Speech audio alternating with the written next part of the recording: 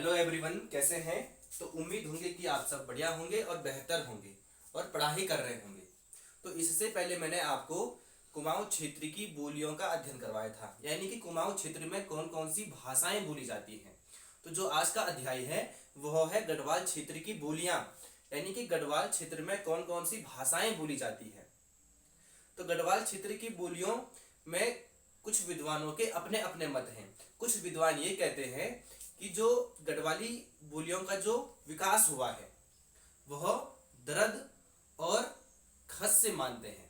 ठीक है, खस से इसलिए मानते होंगे क्योंकि यहाँ पर गढ़वाल क्षेत्र में खस निवास करते थे। ठीक है, तो कुछ विद्वान इसकी उत्पत्ति दर्द या खस से मानते हैं, जबकि जो अधिकांश विद्वान हैं वह इसकी उत्पत्ति सौरसेनी अपभ्रंश से मानते हैं। ठीक है, किससे मानते हैं? सौरसेनी अपभ्रंश से मानते हैं। मैक्स मूलर की एक पुस्तक है, तो मैक्स मूलर की पुस्तक का नाम है साइंस ऑफ लैंग्वेज। क्या है? Science of language. तो मैक्स मूलर ने अपनी पुस्तक साइंस ऑफ लैंग्वेज में गढ़वाली को प्राकृतिक भाषा का एक रूप माना है।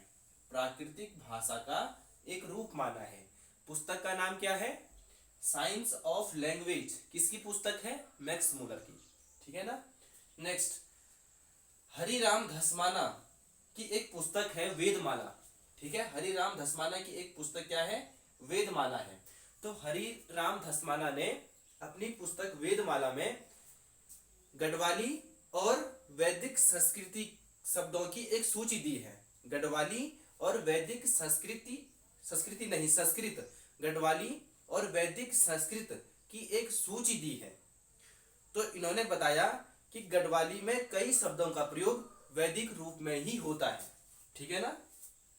तो हरिराम धस्माना ने अपनी पुस्तक वेदमाला में गढ़वाली और वैदिक संस्कृत शब्दों की एक सूची दी है, जिसमें बताया गया कि गढ़वाली में कई शब्दों का प्रयोग वैदिक रूप में ही होता है। क्लियर।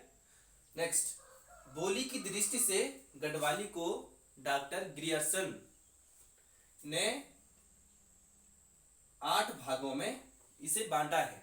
किसने? डॉक्टर ग्रियर्सन ने। बोली की दृष्टि से कौन कौन से हैं? श्रीनगरी, नागपुरिया, दसोलिया, बधाणी, राठी, मांझ कुमैया, सलाणी और टिहरियाली में इसे विभक्त किया गया। किसने किया? डॉक्टर ग्रियर्सन ने। कौन कौन सी बोलियां हैं? श्रीनगरी, नागपुरिया, दसोलिया, बधाणी, राठी, मांझ कुमैया, सलाणी और टिहरियाली में इसे विभक्त किया गया। ठीक है ना। अब देखते हैं बोलियां। यहाँ पर गढ़वाल में कौन कौन सी बोलियां बोली जाती है। जैसे कि खड़ी बोली बोली जाती है, जौनसारी बोली बोली जाती है और भोटिया बोली बोली जाती है। जो भोटिया बोली बोली जाती है वह चमोली और पिथौरागढ़ में बोली जाती है। ठीक है, यानी कि इनके सीमावर्ती क्षेत्रों में ये भाषाएं बोली जाती है। तो सबसे पहले देखेंगे खड़ी हिंदी। खड़ी हिंदी कहाँ कहाँ बोली जाती है? हरिद्वार में बोली जाती है, देहरादून में बोली जाती है और रुड़की के कुछ भागों में बोली जाती है। यानी कि रुड़की में भी खड़ी हिंदी का प्रयोग होता है और अन्य नगरों में भी खड़ी बोली का प्रयोग होता है। ठीक है ना। खड़ी हिंदी। दूसरा है जौनसारी, यानी कि देहरादून के जौनसार बाबर वाले क्षेत्र में। ठीक है, यानी कि उत्तरी क्षेत्रों में देहरादून के जौनसार बाबर क्षेत्रों में कौन सी बोली बोली जाती है? तो जौनसारी बोली बोली जाती है। नेक्स्ट, भोटिया। जो भोटिया बोली है वह चमोली और पिथौरागढ़। पिथौरागढ़ कहाँ है? कुमाऊं में है ना। तो चमोली और पिथौरागढ़ के सीमावर्ती क्षेत्रों में ये बोली बोली जाती है।